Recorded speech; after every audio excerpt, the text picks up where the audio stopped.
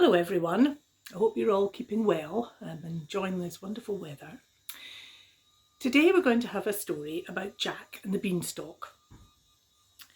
Once upon a time there was a boy called Jack who lived very happily with his mum. Now one day his mum went to get the breakfast and realised when she opened the cupboards that they had no food.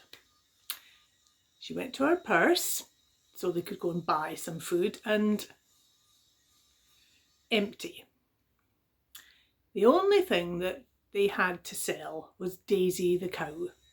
So Jack's mum said to him, Jack, you're going to have to take Daisy to the market and sell her for as much money as you can.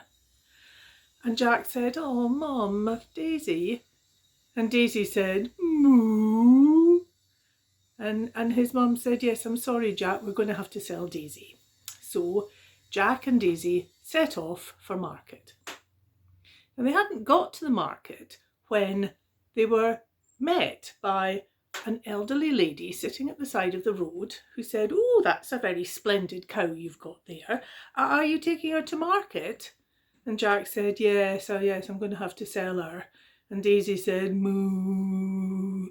And the lady said, well, I'll buy her from you, save you going all the way to market. I'll take her off your hands now.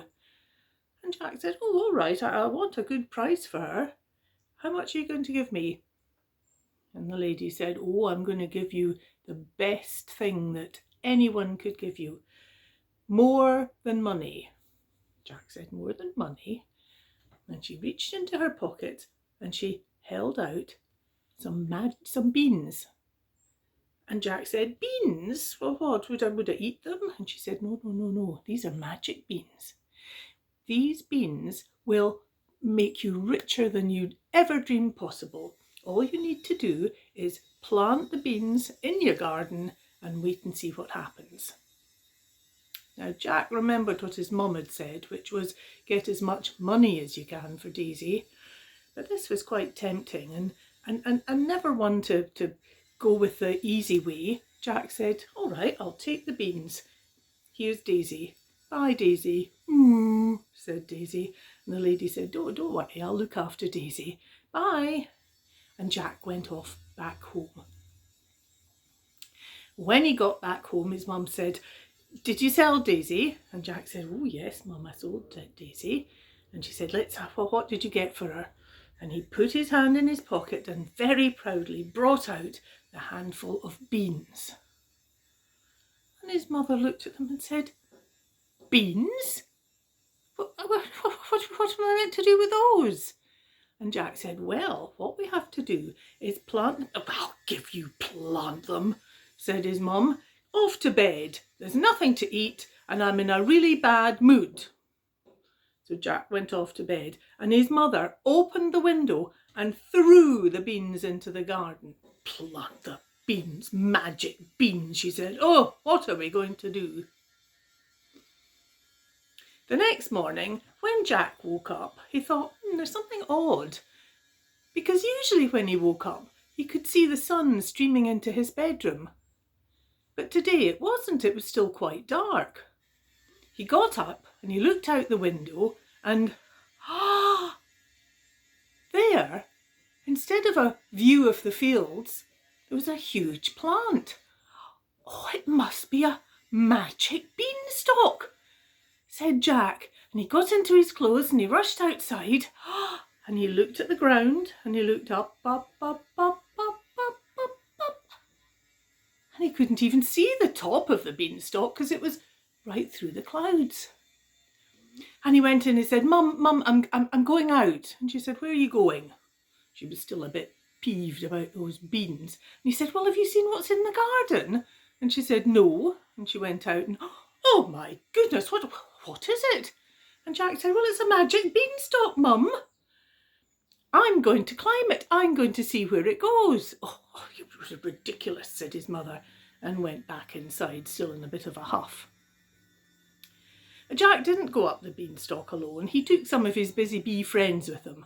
So altogether, they set off climbing up the beanstalk. They hadn't got very far when, They wished they'd brought some gloves because there were quite a lot of big prickles on the stem. So, ooh, ah, ooh, ah, ah, ooh, ah, ah. And then they got to the clouds, through the clouds,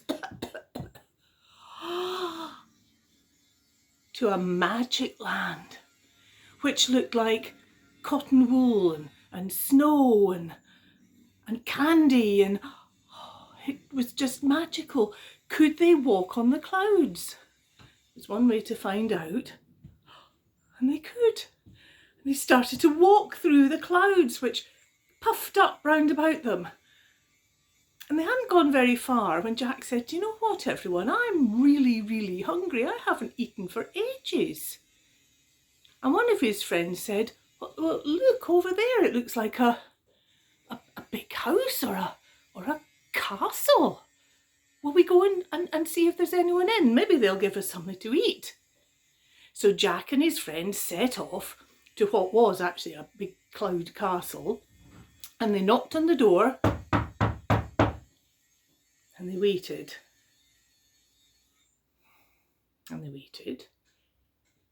And eventually the door opened, and there stood a lady who said, "Oh, hello. What on earth are you doing here? I never have visitors," she said. And they said, "Oh, well, we were just passing and we're all feeling a bit hungry. Don't have anything to eat, do you?"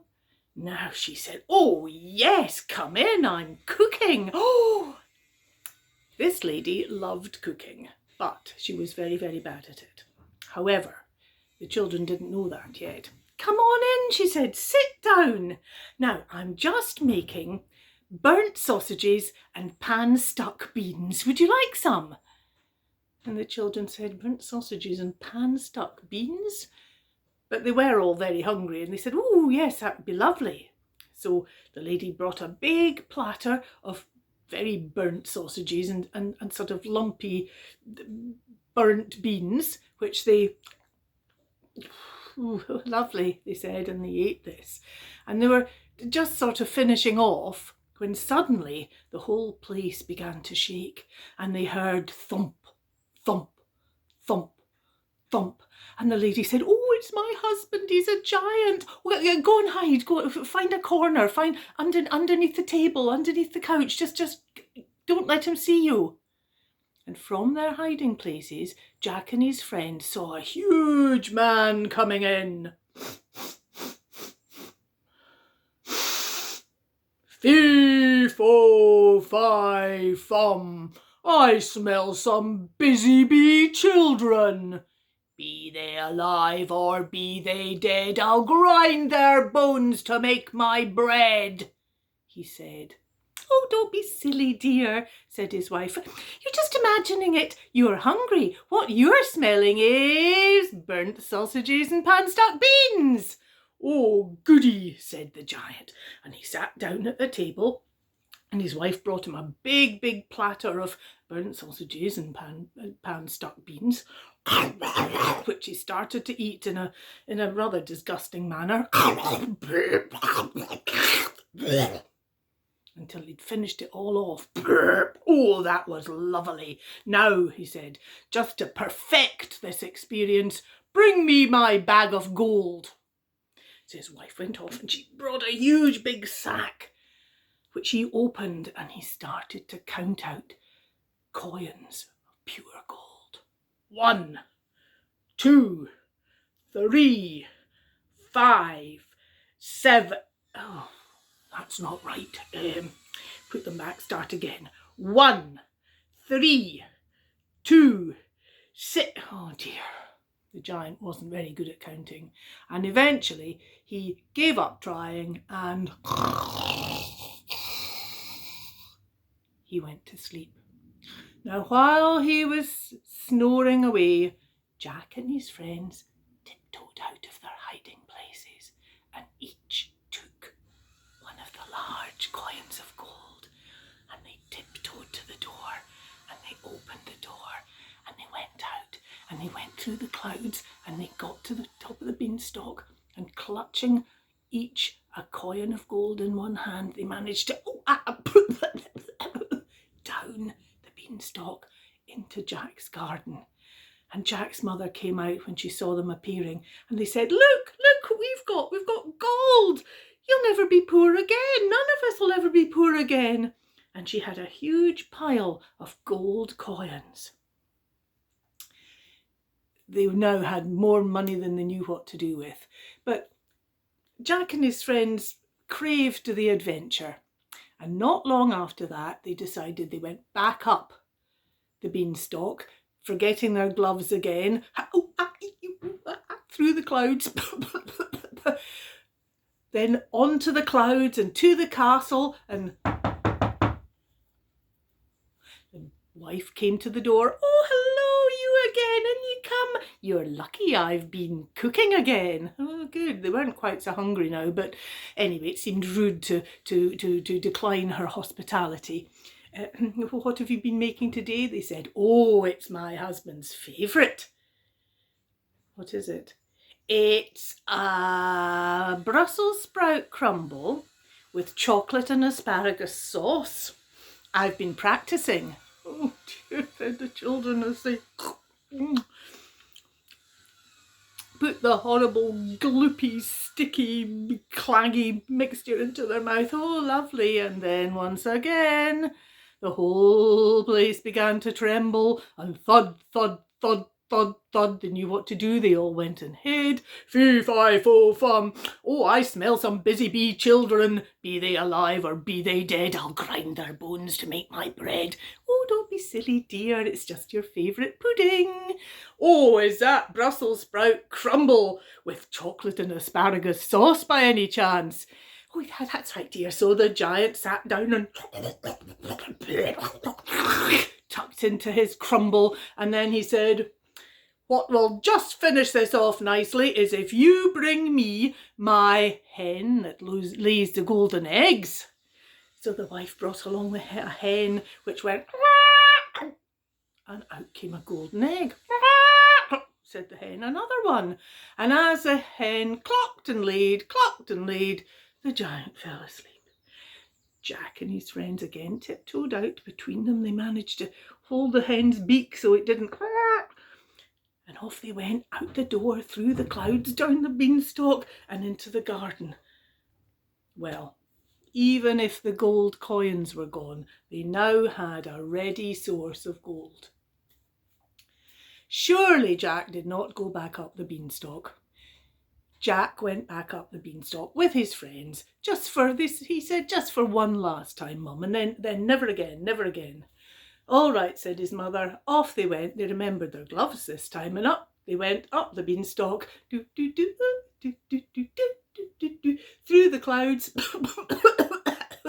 into the land of clouds, do, do, do, do, do, do, do, through the land of clouds, to the castle.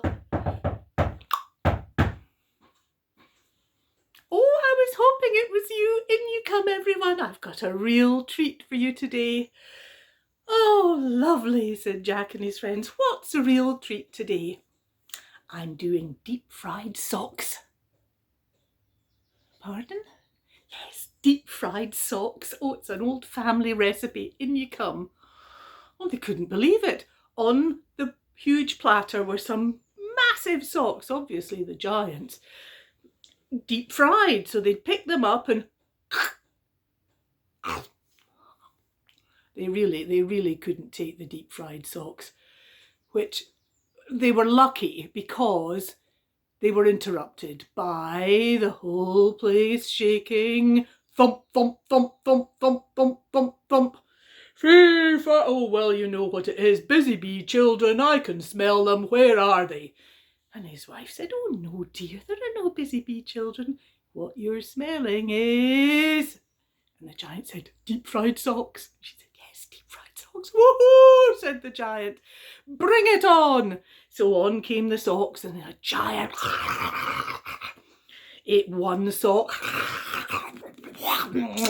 two socks, oh, three socks. I'm a 3-sock man, said the giant. And then he said, oh, I'm feeling quite sleepy.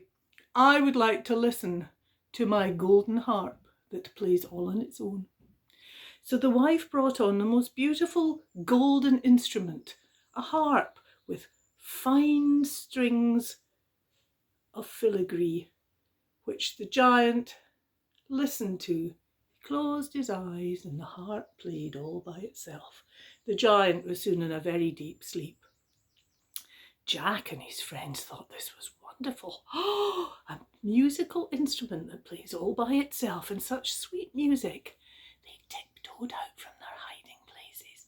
Between them they lifted the harp. They got to the door. They opened the door and they went out the door and they went through the clouds. And then, "Help! Help!" said the harp. "Help! I'm being stolen!" said the harp. Oh, and the children went quicker, but behind them they could hear, "What? I knew it! It's those busy bee children again," said the giant. And even though he was going through clouds, they could still hear thumping. There was probably a thunderstorm down on earth from the thumping steps of the giant through the clouds, and the children got to the top of the beanstalk with the harp still saying, "Help! Help!" said the harp. And the children went down the beanstalk and they got down to earth and they put the harp down and, "Oh, I know," said Jack. And they went to the shed, and in the shed there were some axes. And the children formed a ring round the beanstalk and they started to chop, chop, chop. And as they were doing this, they looked up and they could see one great big boot appearing through the clouds. And then another. Oh, the giant was climbing down the beanstalk. "Quickly, quickly, chop faster," said Jack. So the children chop, chop, chop, chop, chop. And then they all came round to one side and they 1, 2, 3, heave, and they pushed the beanstalk over and it landed on the ground with a crash, and the giant landed with an even bigger crash on the ground. So heavy was he that a massive hole opened up, a giant-shaped hole, and the giant fell down, down, down, down, down into the earth. That was the end of the giant. The children went and got some spades and they filled in the hole, and then they jumped on the hole so that the giant could never come up again. Jack and his mother lived happily ever after. They did think about the giant's wife cooking for nobody up there, which was a wee bit sad for her because she did love her cooking. But as I say, Jack and his mother lived happily ever after.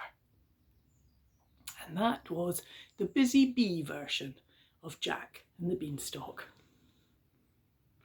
Thank you for listening. Enjoy your time at home, and I'll see you very soon. Will we have a penguin clap? Will we have a butterfly flap? What about a great big crocodile snap? And a quick, quick, quick scissor clap. Well done, busy bees. See you soon.